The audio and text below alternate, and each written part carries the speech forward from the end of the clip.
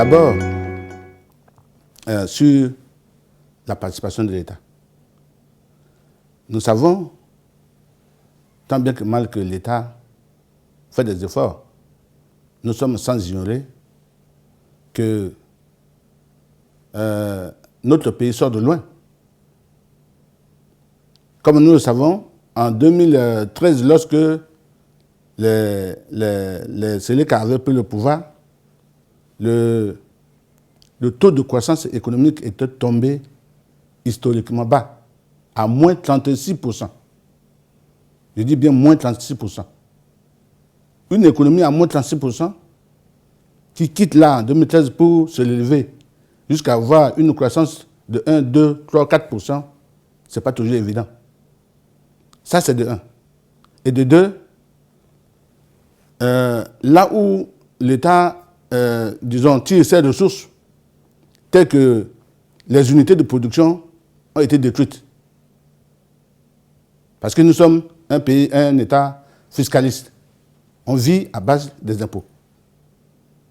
Là où l'État perçoit ses recettes à travers la douane ou bien à travers les mines qui sont exploitées, vous savez bien que les groupes armés ont occupé ces régions et perçoivent les impôts à la place de l'État.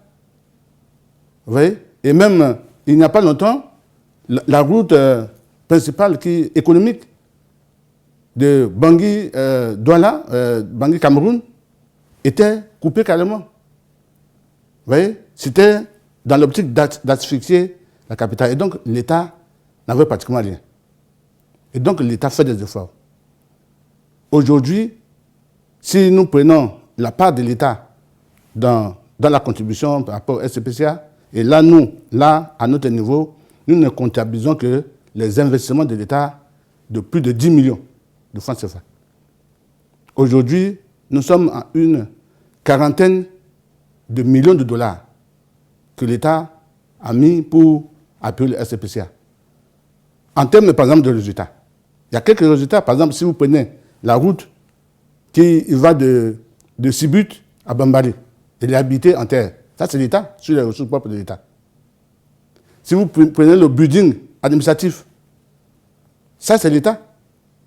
Aujourd'hui, les gens pensent comme c'est les Chinois, nos amis chinois qui construisaient ça, on pense que c'est la Chine, alors que c'est le budget de l'État, le building administratif.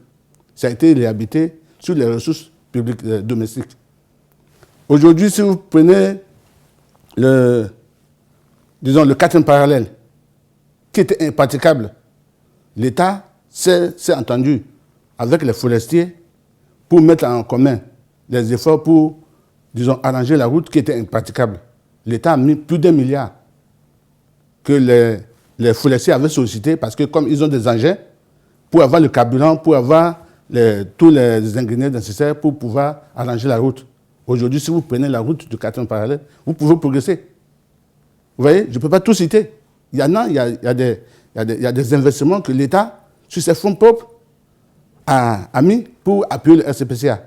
Mais, vu les difficultés de trésorerie, vous voyez, c'est pourquoi l'État ne peut pas aller loin au-delà de ces efforts. Mais, à travers tout ce que je viens de citer, vous sentez qu'il y a la volonté politique du gouvernement de faire davantage, mais il y a d'autres présenteurs qui ont fait que l'État ne pouvait pas atteindre les efforts voulus. Ça, c'est la première partie. C'est la seconde partie pour, les projets de décaissement de certains projets. Vous savez que, comme j'ai dit, les projets, de façon signée, les accords de projet sont signés, il y a certains projets qui doivent être, qui doivent exercer leurs activités à l'intérieur du pays. D'autres uniquement à Bangui. Prenons par exemple le projet Londo de la Banque mondiale, qui devait couvrir pratiquement les 3/4 du pays, mais qui n'a pas pu le faire, qui a été suspendu non seulement à cause de Covid, mais à cause des regains d'insécurité à l'intérieur du pays. Vous voyez? Et donc, vous allez convenir avec moi que si l'ONDO devait s'exécuter convenablement sur toute l'étendue du territoire, le décaissement de l'ONDO devait être à 100%. Vous voyez? Donc ça veut dire que ce décaissement a retardé un peu à cause de l'insécurité à l'intérieur du pays. Ça, c'est un cas. Dans d'autres cas, les projets sont totalement, orientés vers l'intérieur du pays et ne peuvent pas exécuter. Ces projets-là ne peuvent pas, c'est-à-dire que, être mis en exécution. Ça, là, vous n'aurez pas de décaissement. Alors que pour les projets qui sont seulement centrés à Bangui ou bien dans l'environnement de Bangui, il y a des décaissements à 100%. Il faut ajouter aussi les procédures des bailleurs. Chaque bailleur a ses procédures. Le problème, c'est qu'au début de la mise en œuvre du RCPCA, le gouvernement avait beau négocier pour que, dans le cadre du RCPCA, on puisse uniformiser les procédures. Parce qu'aujourd'hui, l'Union européenne a ses procédures de décaissement, de gestion financière et de procédures de passation de marché. La BAD, la même chose. La Banque mondiale, la même chose. Donc, chaque partenaire a ses procédures. Et donc, c'est en quelque sorte une cacophonie. Vous voyez? C'est qu'il n'y a pas une procédure de passation de marché des partenaires qui s'aligne sur les procédures nationales. Or, si tous les partenaires faisaient aligner leurs procédures à la procédure nationale, on n'aurait pas connu toutes ces difficultés. Ce qui fait qu'aujourd'hui, il y a certaines cellules unités d'exécution de projet, s'ils venaient à être mis en place pour gérer un projet, il va falloir qu'ils apprennent d'abord les procédures des bailleurs en termes de gestion financière, en termes de décaissement. Vous voyez? Donc c'est ça qui crée un peu la difficulté et qui retarde de fois le décaissement dans le cadre de la mise en œuvre de certains projets. Donc il y a autant d'exemples, je ne peux pas tout citer, mais je voudrais citer quelques exemples comme ça pour que vous compreniez la disparité entre les décaissements et entre l'État et les partenaires techniques et financiers.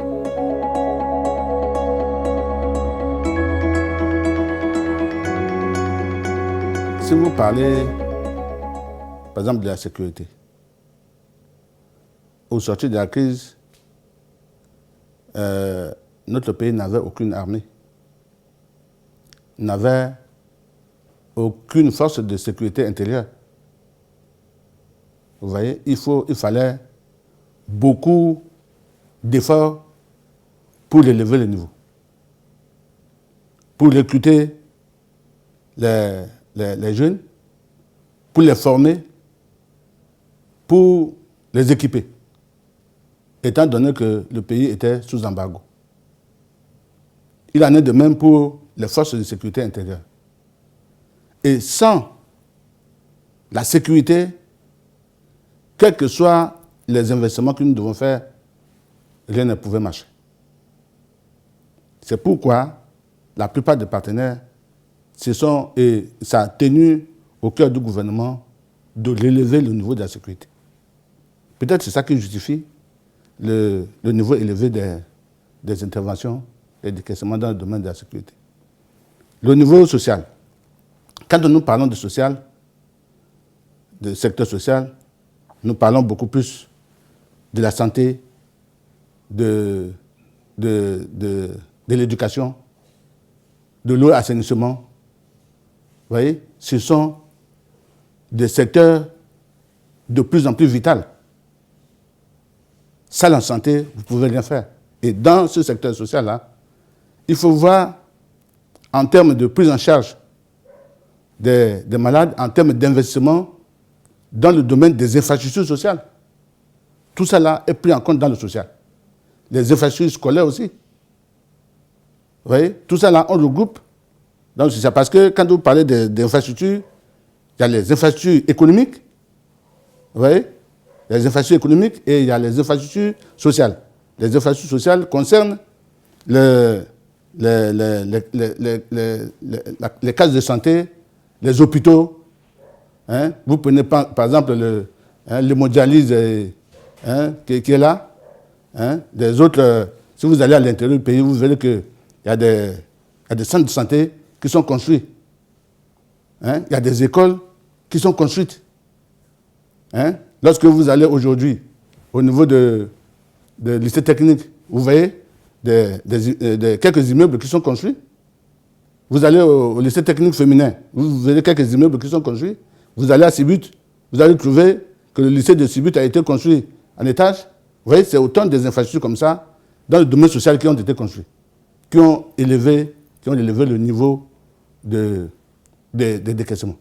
Donc, dans le cadre pour renouveler le contrat social avec la population. Vous voyez? Et donc, il y a beaucoup d'activités qui ont été menées dans ce domaine. Le troisième pilier, en ce qui concerne le relèvement économique et la relance du secteur privé, et c'est là où nous venons au niveau des infrastructures. Vous voyez? Les infrastructures économiques, telles que les routes, telles que l'électricité, telles que la télécommunication. Vous voyez? C'est autant des infrastructures économiques que l'État devait promouvoir pour booster l'économie. Mais vous savez tant bien que moi que les infrastructures économiques coûtent extrêmement cher. Parce que nous savons qu'un kilomètre de route bitumée, ce n'est pas moins d'1 milliard de francs CFA.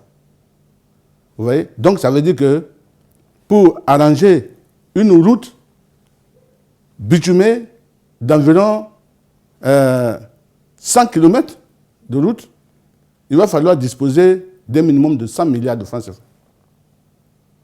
Vous voyez, c'est un peu ça. Et pour qu'un partenaire puisse s'engager seul, c'est un peu difficile. Il faut toujours un financement conjoint. Un financement conjoint des partenaires. Vous voyez, il y a des routes à l'intérieur du pays qui ont commencé à être construites. Vous voyez, tel que vers Barreau, si vous allez vers Baoro, en allant, tout ça. Donc, il y a des routes qui ont commencé à être construites, mais qui ont été interrompues à cause de l'insécurité. Aujourd'hui, de plus en plus, les entreprises ne veulent pas prendre de risques pour aller à l'intérieur du pays, de peur de se faire, disons, soit braquer, parce que systématiquement, on prend leur véhicule, hein, on les dépouille, ou bien au risque de perdre leur vie. Voilà, autant, c'est ça. Peut-être qu'au niveau des infrastructures, aujourd'hui, il n'y a pas eu assez de décaissements. Vous voyez? Mais est-il que, pour booster l'économie, l'État est en train de prendre langue avec les différents partenaires pour que, dans le domaine dans le domaine de relance économique et du secteur privé, pour qu'il y ait davantage d'investissements pour non seulement booster l'économie, mais pour, disons, offrir un bon environnement des affaires au secteur privé pour que le secteur privé puisse s'épanouir. Aujourd'hui, vous savez qu'il n'y a pas, sur le plan de création d'emplois, étant donné qu'il n'y a pas assez d'entreprises pour, disons, créer de l'emploi, c'est l'État aujourd'hui qui est le principal, hein, qui absorbe beaucoup plus. Hein. Vous allez vous souvenir que l'État, pendant les 4 ou 5 ans, a pu intégrer, recruter plus de 16 000, a créé plus de 16 000 emplois. Vous voyez? Et s'il y avait le secteur privé qui était là, pour accompagner le gouvernement, je pense qu'on devait réduire davantage, hein, le problème de chômage dans le pays. Vous voyez? Donc, c'est dire que l'État fait des efforts dans ce domaine. Mais peut-être que cet effort-là n'est pas tellement comptabilisé. Quand l'État recrute, mais il paye, il prend en charge. Mais on ne comptabilise pas.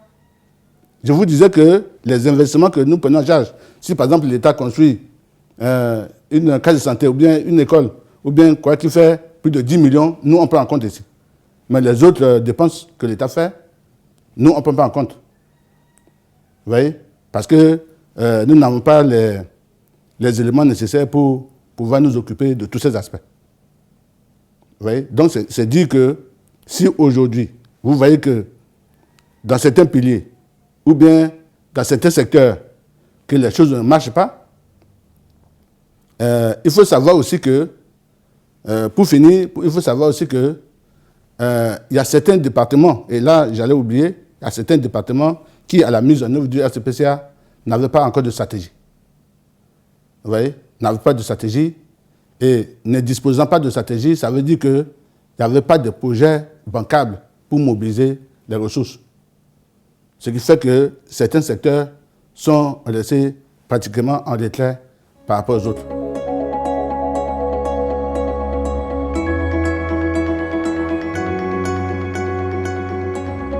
Ce problème est parti du fait que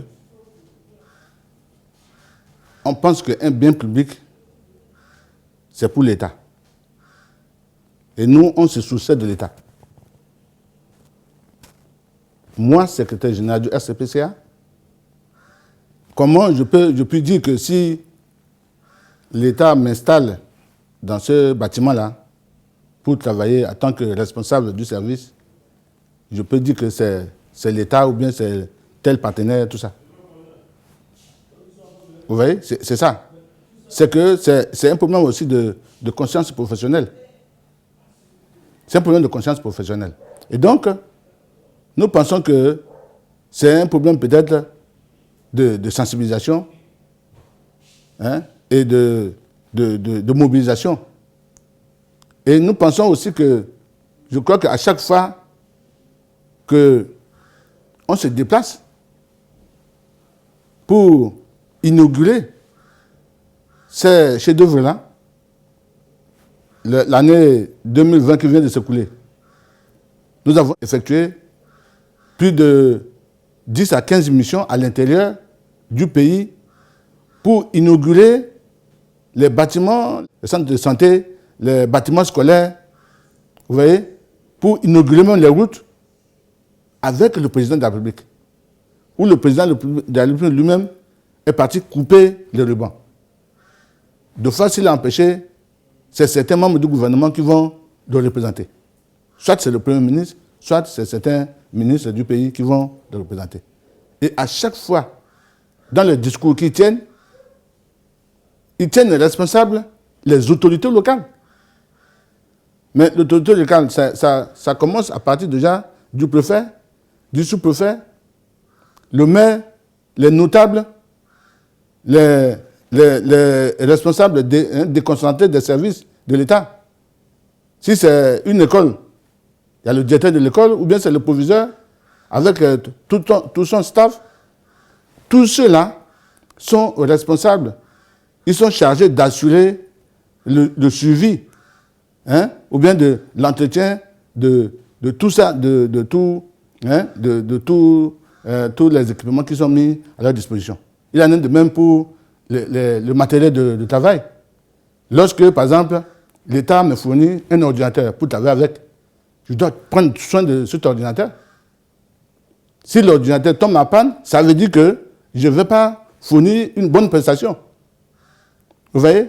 Et donc, c'est dire qu'il y a certains Centrafricains de nos compatriotes qui ont toujours à l'esprit qu'un bien public, c'est l'État, sans savoir que l'État, c'est nous tous. L'État, c'est nous tous. Et puis surtout, nous que l'État a choisi pour les représenter, hein, dans des différents services, hein, nous devons faire montre de responsabilité. Parce que nous incarnons l'autorité de l'État. Donc si une autorité de l'État qui est là, qui ne s'assume pas, en tout cas c'est regrettable. Mais je pense que tout ce que vous venez de dire, c'est le vécu, c'est ce que vous avez suivi. Et donc, comme nous avons l'opportunité de faire partie de la plupart des missions d'inauguration ou bien de pose de première pierre, on va daigner inscrire ça dans les discours des autorités qui se déplacent à l'intérieur du pays.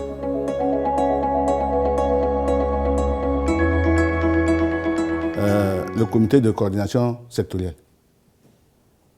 Pour revenir sur le comité de coordination sectorielle, et profitant de votre micro pour m'adresser, disons, à mes compatriotes et surtout aux autorités politiques de veiller à ce que les comités de coordination sectoriels tels que le Premier ministre a pris l'arrêté pour instituer puissent bien fonctionner. Et si ces comités de coordination fonctionnent bien, ça va beaucoup nous aider. Ça va beaucoup nous aider dans notre mission de coordination et de suivi de la mise en œuvre du RCPCA. Vous voyez qu'aujourd'hui, on a des difficultés pour capter les ressources qui sont utilisées par les ONG, les organisations non gouvernementales. Au niveau du secrétariat, on a des difficultés. Alors que lorsque le RCPCA a été présenté à Bruxelles, les annonces qui ont été faites par les partenaires avaient deux orientations. Il y avait une partie qui était destinée au relèvement développement. Pour ça, il n'y a pas de problème, on n'a pas de problème, parce que nous traitons avec les partenaires et avec les ministères sectoriels qui mobilisent ces fonds-là à travers les programmes et projets.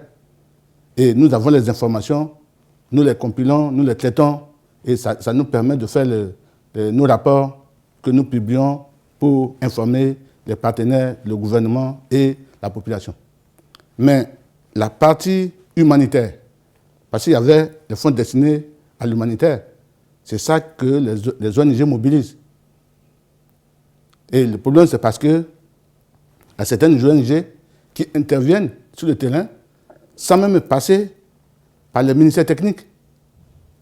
Deux fois, les ministères de tutelle ne savent même pas qu'il y a certaines ONG qui opèrent dans leur domaine. Peut-être dans le domaine de la santé, ça peut être dans le domaine de l'agriculture, ça peut être dans n'importe quel domaine. Il y a certaines ONG qui opèrent. Mais nous, même le ministère a des difficultés pour comprendre, et encore moins nous qui assurons la coordination et le suivi. Alors que si les comités de coordination fonctionnent bien et que les ONG viennent à ces différentes réunions, le secteur privé vient à ces réunions, tous les acteurs qui interviennent dans le domaine viennent à ces réunions-là, on pourra savoir exactement qu'est-ce que telle ou telle ONG fait dans le secteur et dans telle ou telle région. Vous voyez l'intérêt pour lequel nous avons souhaité que nous soyons tous ensemble. Et donc, nous exhortons nos autorités politiques de veiller à ça pour que nous puissions être dans les bonnes dispositions pour assurer la bonne coordination et le suivi du RCPCA.